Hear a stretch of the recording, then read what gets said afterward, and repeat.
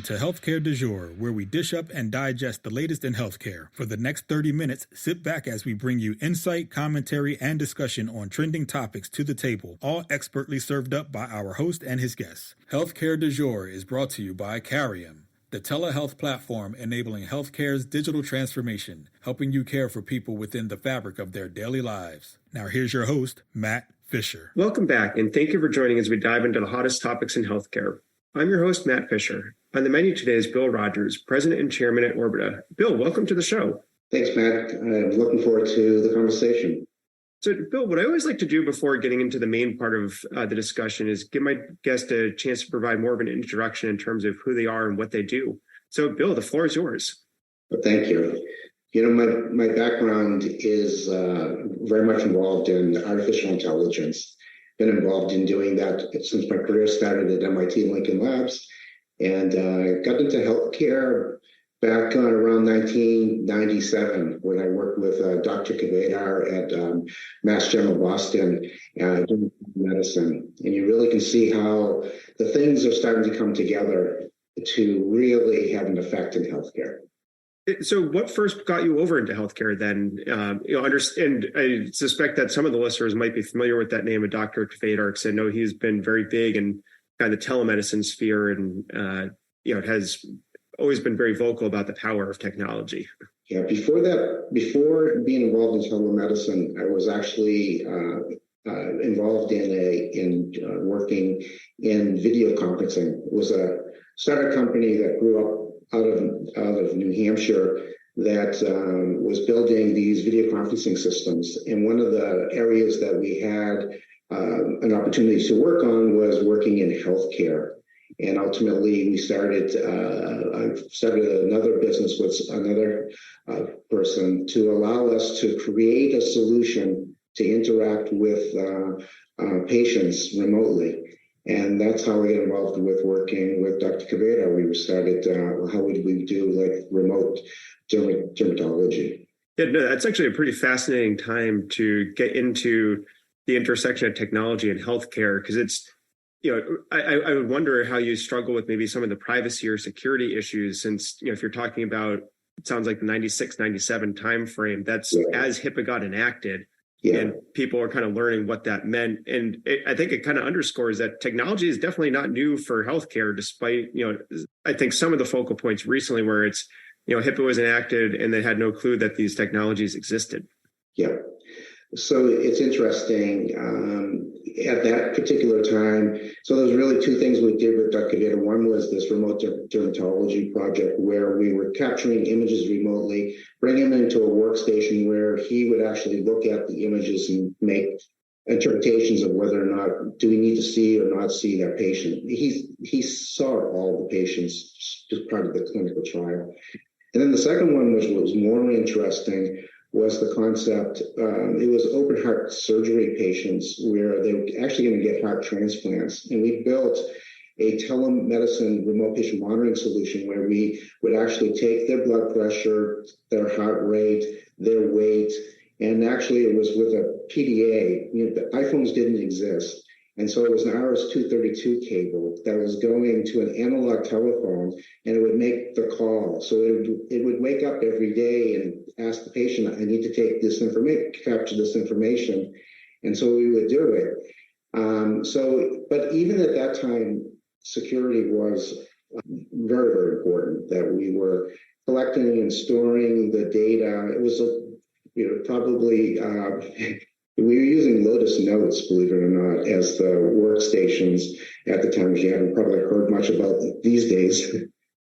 So kind of given that start, how have you seen, technology evolve or, and become more sophisticated in supporting healthcare? So, when you think about that time, the power of what you see in a mobile phone is so dramatically different. The fact that you have a camera for video, that you can actually talk to it and interact with it, that, before in the early times, the only thing that we really could do was we could literally capture things like the weight and the blood pressure. We could ask a question and get a text response, but somebody would have to type in the text response to the user. But today, there's so many biomarkers with the devices that we're using that it changes the game. And I think when you think about what more recently has just happened with OpenAI, the fact that you are now can really help educate the patient in ways that was really never possible before.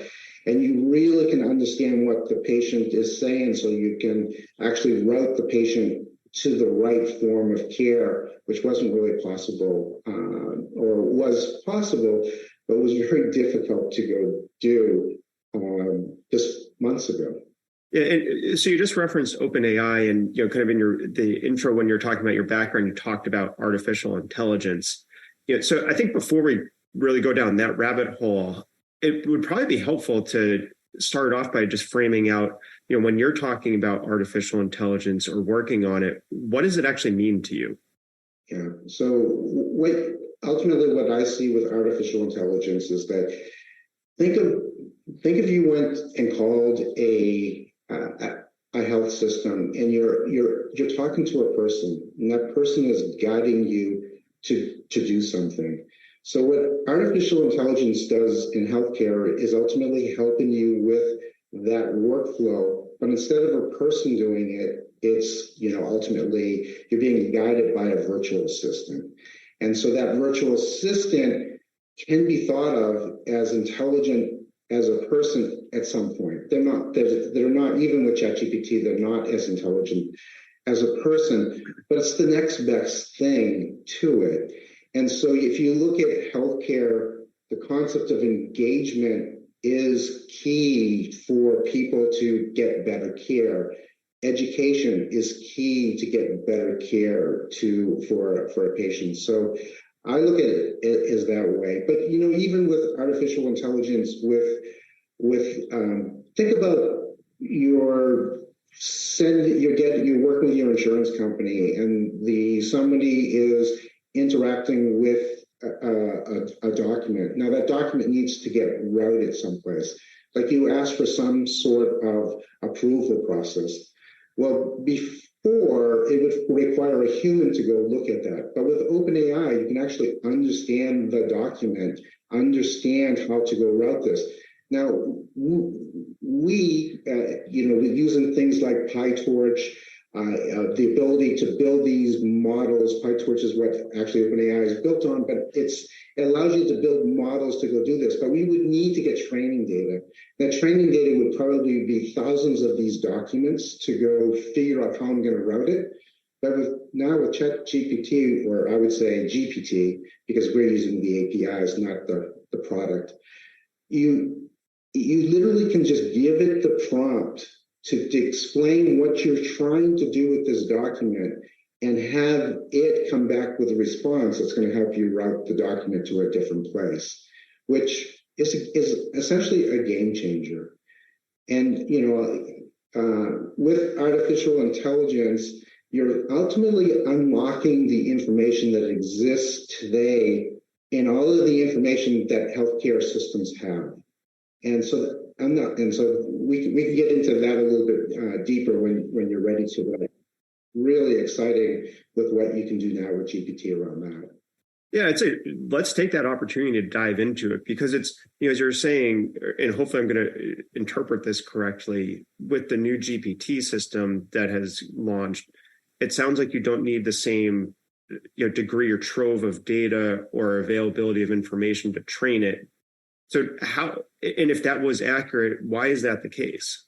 So it's the case because you're actually building on top of a model that was trained with such massive amount of data, and basically, it's ultimately this huge neural network, right? That has been developed and been trained, and all of the parameters have been tweaked and weighted so that it can figure out the next thing to go and do.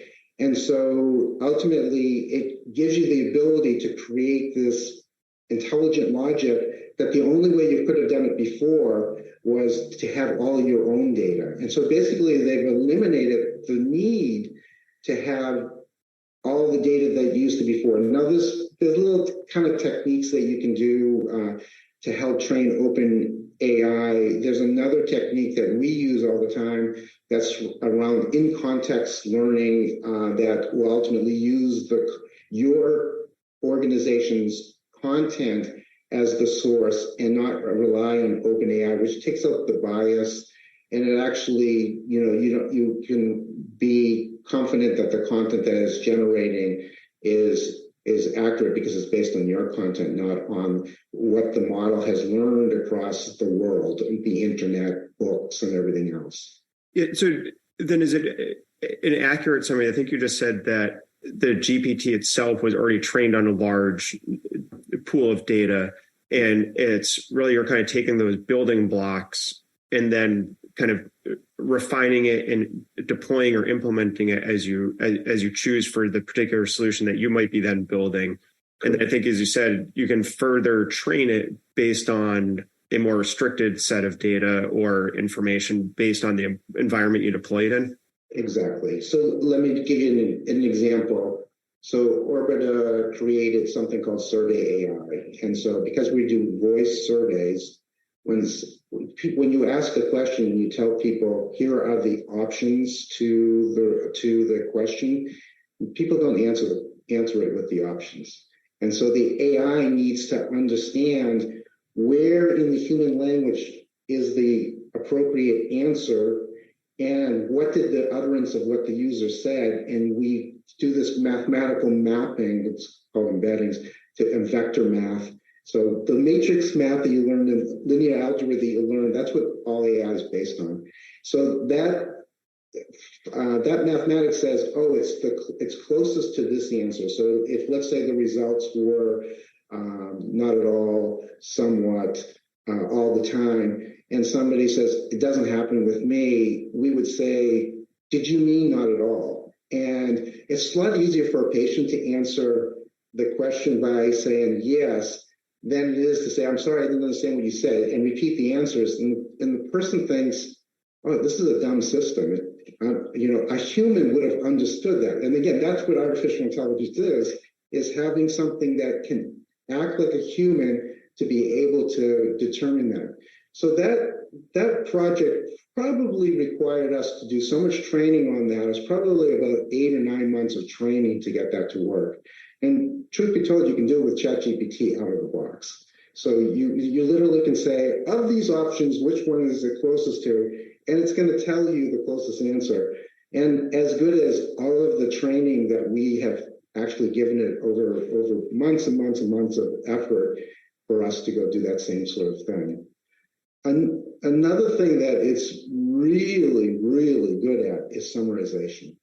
So you can give it a block of content and say, summarize this to a non-healthcare professional, like a patient, and it'll actually summarize it in a way that a patient can understand it. And so this is going to be, so where I see this working currently is that when you respond to a patient, doctors are actually going to take the clinical results, summarize it with OpenAI, and then with that, they're going to look at it and review it, and they're going to then send it to the patient with probably no edits necessary to do it. But it is going to require that supervision at this time, because when you just say summarize, you want to just make sure that it didn't do something that you weren't expecting. And so there's parameters that you tweak in OpenAI, like temperature. We usually set the temperature to 0, and 0 is basically telling OpenAI to be very deterministic about how you're going to respond to something. So a lot of the stuff that we're doing now is the concept of in context. So like think of let's say a WebMD website. If you pull all that content from WebMD, index it in what we would call a vector database, which is integrated into our platform, those are embeddings. And so those embeddings have the meaning of what's in the content. And then the person says, how do I treat COPD? it's going to go to the vector database and say, go get me the closest content that understands how to treat COPD. It's going to find that content, and then we're going to take that content and we're going to say to OpenAI again, I'm betting this comes from OpenAI.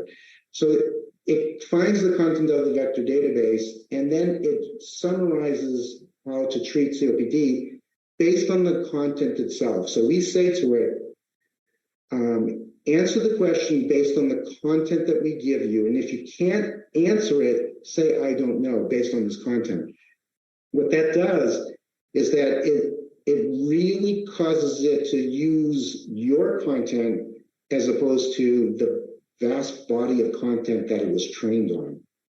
So in healthcare, that's going to be a very common approach to be using this. Is think of, today, honestly, if you went to almost every health system in the world and you typed in what are visiting hours, you're not going to get an answer that you're expecting from search.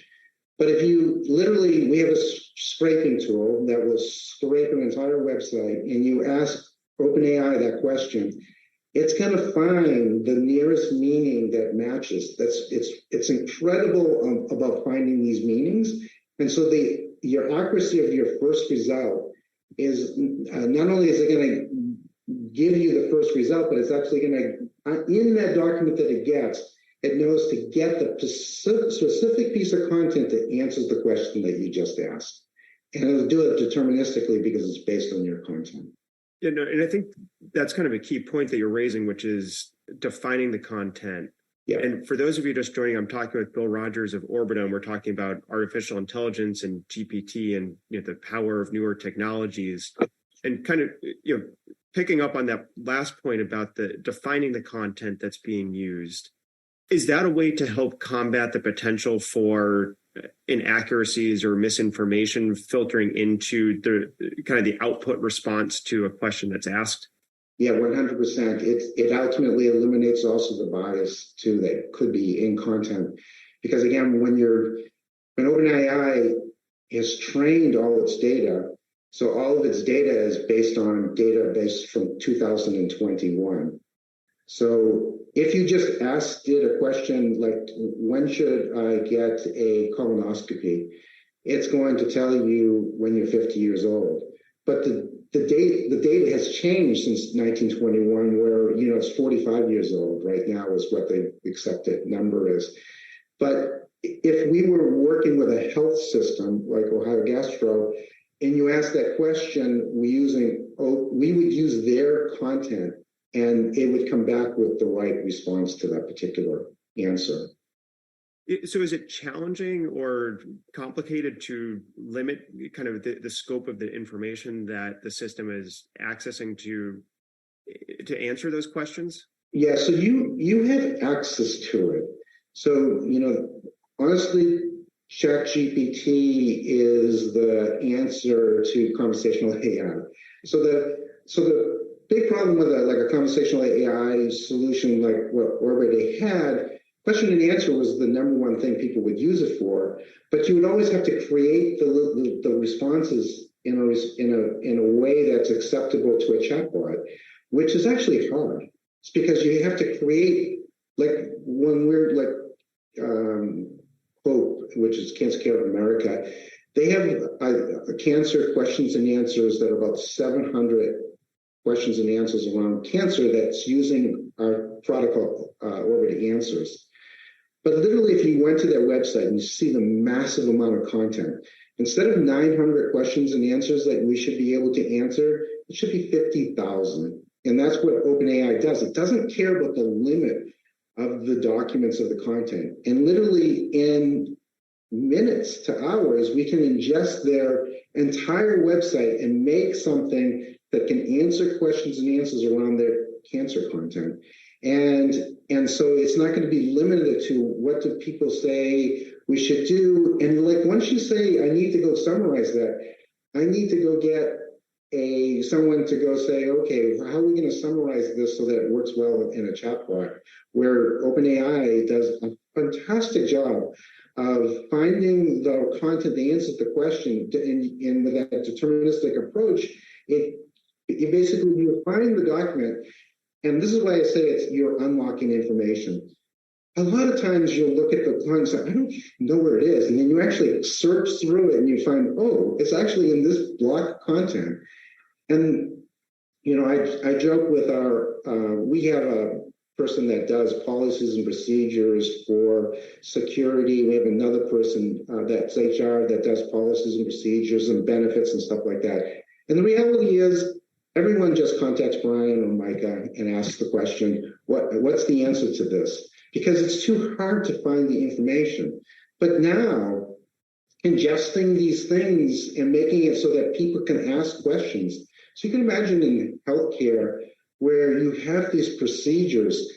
And one of the important things about this concept of in context is that not only does it give you the answer, but it gives you a link to where it found the content. So you always have the reference to dig deeper into the content.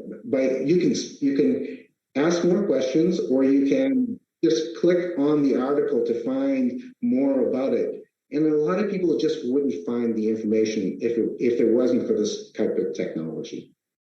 So I guess coming from that understanding, what do you see as currently the most impactful or effective use cases for GPT and kind of the technology you can build from it in healthcare right now? So what I think is going to be something that's going to be moving very quickly. I think everyone's going to start thinking about, how do I allow people to understand something about it? So chatbots on healthcare websites are going to become way more popular because they're going to be way more useful. And I think today there's a sense of avoiding chatbots because it has a limited amount of information today, and they're just like, I'm just going to try search. Whereas this changes the game. The most accurate place to get the content is going to be asking a question and getting exactly the content back that you were hoping to get, and a link back to where that content actually is. So I see that. I see intranets that in organizations for their HR policies, their IT policies, and IT help desk. You think about call centers. One, it's going to reduce people going to the call center. But when a person is in a live agent and they're interacting with a live agent and the person says something, we literally, as they give us something, can go and say, what's the context of this conversation? We got all the documents that you use to train the agent. We ingested that into ChatGPT, so we can literally help the agent answer the question. So now you help the person answer the question. They might have went back and forth with a few questions and answers. We have a transcript. So now with that transcript, instead of asking the agent to write, what was this about? We just have OpenAI look at the transcript, ingest it, answer the questions. Summarize what this conversation was. Now we want the agent to become smarter. We say to OpenAI, how would the agent have done a better job on this for this conversation? So that's the next piece on that too as well. Yeah, I think that's very interesting. As you said, it's it sounds like it really helps to drive efficiency and improve quality because it's filtering through all this information and providing, sounds like probably real-time feedback that can then inform the next interaction, or even if I think you're even saying inform the current interaction because it's helping to feed the correct information into the hands of people involved in a discussion. Correct. And then when you look at summarization in the future and other places that it could ultimately be used into, another area is like your lab results. So when you get something, to summarize that result. And again, today I think that summary is going to need to have someone look at it. But as time goes on, when we get to 5.0 and 6.0, at some time, a point, they're going to just say, this is actually as accurate as the person that's trying to review the content out there. So I think you're going to see that that's going to be some pretty big game changers.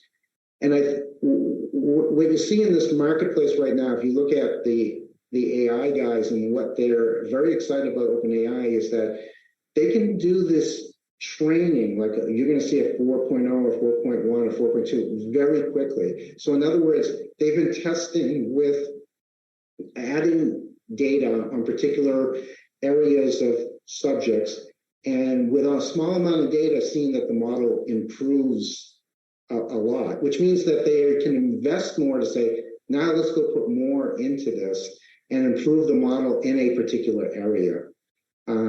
So I think you'll see that occurring as well. And kind of as that progress and development occurs, are there any cautionary points or areas where attention should be paid to make sure that implementation or deployment isn't being rushed too quickly? Well, I think that one of the cautionary points right at this moment is that, the beauty of the ChatGPT, which is something that any person in the world can go to. So the beauty of that was that it lit the light bulb that AI is possible. And so now everyone's rushing to say, how am I going to have an AI strategy with my organization? But the risk is that now ChatGPT becomes people's doctors, because they're going to ask questions to it, and it's not in context learning, it's based on the broad content that exists there. And so there's the risk that it makes up stuff that ultimately can confuse people. So that's a bit of the risk there. But if but on the other hand, when you ask it for like definitions, so we have something that's allowed people to navigate to schedule appointments, and one of the things that we are doing is we're educating the patient on the fly. So when they say, I need to schedule with a foot doctor, it comes back with what is a podiatrist? Or if they say, I have let's say a headache, but they might be saying something that they don't, it'll give them a definition, but not only does it give a definition, it tells them you typically need a referral. And so it's guiding the patient through this process of scheduling the appointment with the right thing. Those definitions, which we have something in the order of 100,000 of them, those come from OpenAI because and they give you. We have a health professional that reviews the definitions, but without them, it would be very difficult to do. Another example would be, what we have for specialties and subspecialties is way broader than what a health system will have. So you have to do a mapping.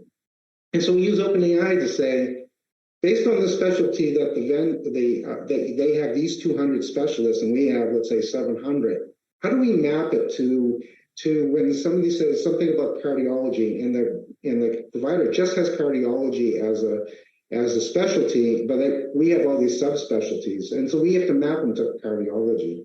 So those things would have taken a person days to go do that mapping. Now we do it with OpenAI to do the mapping, and what ends up happening is then we have a health person review it and see if there's things that we shouldn't map. Like, for example, they'll have dentistry, and they don't have anything with dentistry, and so we'll try to map these specialties to dentistry, and somebody has to say, no, those don't really map. I know OpenAI tried to do its best job, but it doesn't make sense, right? So. Yeah, no, and I think that's great because, as you said, you identified the risk, but then controls and means to help address it. And I think that's, unfortunately, going to have to be a great parting thought because, believe it or not, we're already out of time. I want to thank my guest, Bill Rogers, for a great conversation today. Thank you, man. And thank you to everyone listening. Keep the dialogue going and connect with me at #HCDEJURE. I'm Matt Fisher. Until next time.